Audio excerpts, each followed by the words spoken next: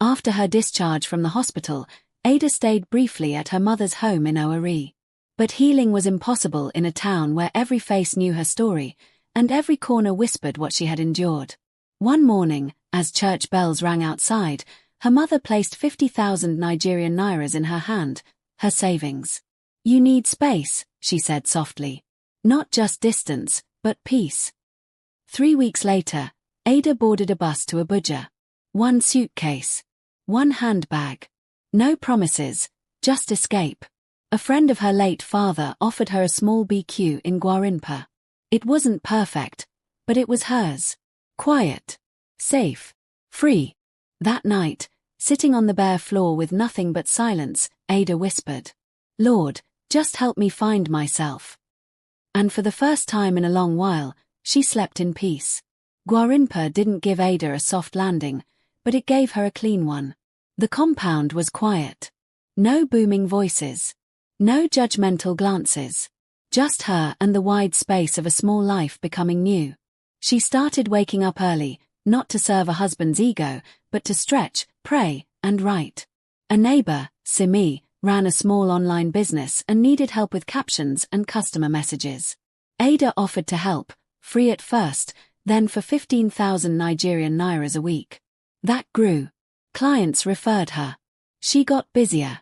Stronger. In time, she bought a table. A proper mattress. A second dress. She didn't tell many people where she was. She wasn't running. She was rebuilding in silence. But silence doesn't stay empty for long. It started as anonymous blog posts, raw reflections on pain, scripture, womanhood, and the myths churches teach. Her first post. "I served God faithfully and lost myself in a marriage He didn't ask me to survive, just to stay." She didn't use her name. But by the third post, the messages started coming. "Did you write this? Your words sound like my heart. Thank you for saying what I've never dared to." Soon, she named the blog, The Naked Room, a place for women to strip off shame and tell the truth. No filters. No pretense. Just healing. Women from IMO to Ikoyi started sending their own stories. Some signed their names. Others didn't. It didn't matter. Truth was finally louder than silence. One day, she posted a picture of herself in her small Gwarinpa kitchen, holding a cup of tea, smiling. Her caption read, "Peace tastes better than survival." And it went viral. Back in IMO, Chika sat alone in the house he once called home. It had been nearly 2 years since Ada left. People no longer invited him to the pulpit. Pastor Emmanuel never said why, but it was clear, the church had changed. Sermons grew more honest. Counseling grew more balanced. Women began speaking. Some even left marriages quietly and were still welcomed to the communion table. That shook Chika more than anything. He heard about the Naked Room. Someone forwarded him a link, not knowing. He opened it. Read. He knew. It was her. And for the first time, something broke in him. Not pride. Pride had long numbed him. But regret. The kind that echoes in empty kitchens. He sent a text once. "I hope you're doing well. I'm sorry for the pain." She didn't respond.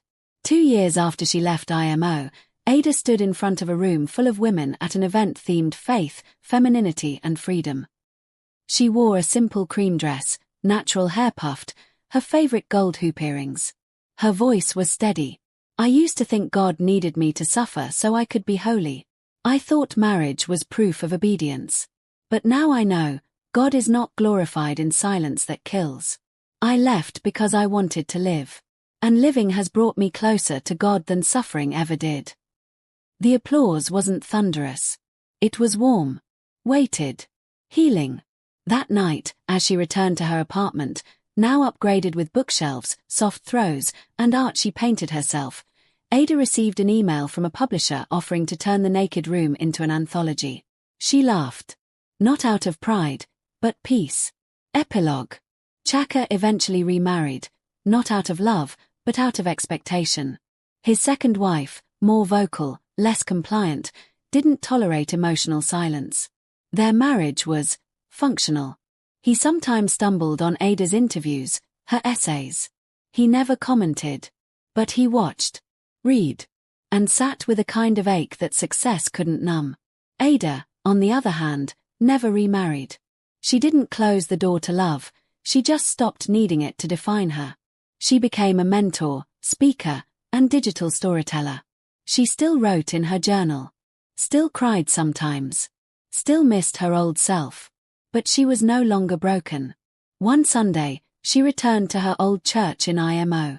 Pastor Emmanuel, older now, spotted her and smiled from the altar. "Sister Ada. Welcome home." This time, she didn't sit at the back. She walked to the front row. Alone. Head high. In a world that taught her silence, Ada chose a voice. And it saved her.